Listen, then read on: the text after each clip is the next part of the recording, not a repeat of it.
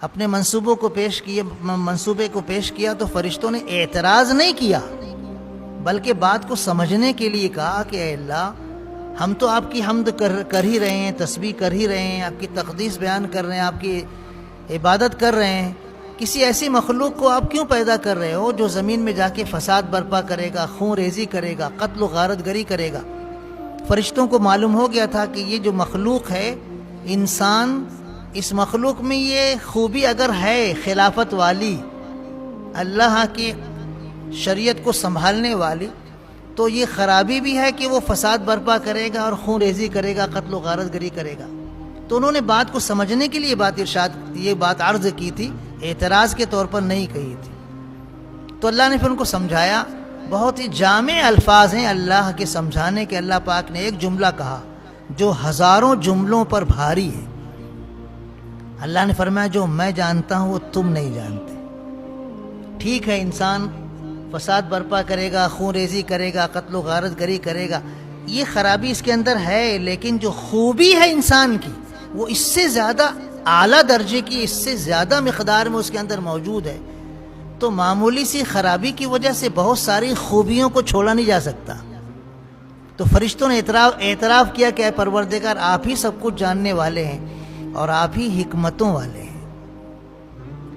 پھر اللہ پاک نے حضرت آدم علیہ السلام کو پیدا کیا۔ بہت لمبا چوڑا واقعہ ہے تخلیق آدم کا، وہ کسی اور موقع پر انشاءاللہ آپ کے سامنے پیش کیا جائے گا۔ اب حضرت آدم علیہ السلام کو اللہ نے پیدا کیا تو فرشتوں کے سامنے آدم علیہ السلام کو اللہ نے جتنی چیزیں کائنات میں پیدا ہونے والی تھیں ان ساری چیزوں کے نام بتائے۔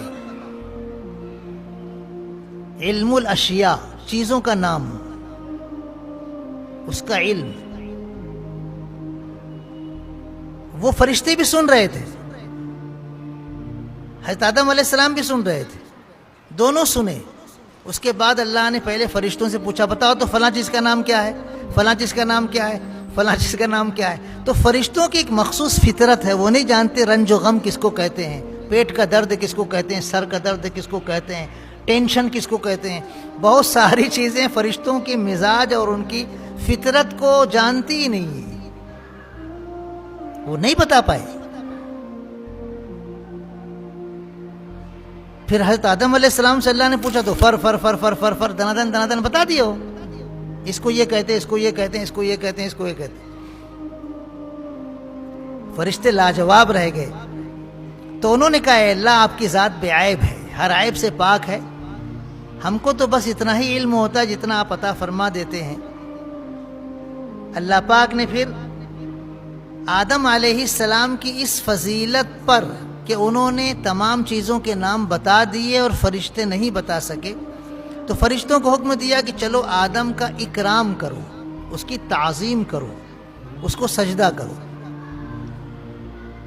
غیر اللہ کو سجدہ کرنا حضور اکرم صلی اللہ علیہ وسلم کی شریعت میں جائز نہیں ہے۔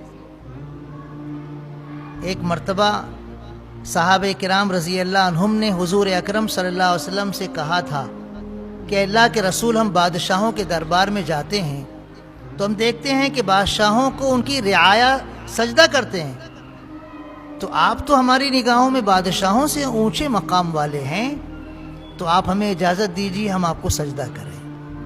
تو حضور اکرم صلی اللہ علیہ وسلم نے کہا نہیں، اللہ کے علاوہ کسی کو میں سجدہ کرنے کی اجازت نہیں دوں گا۔ آپ نے منع کر دیا۔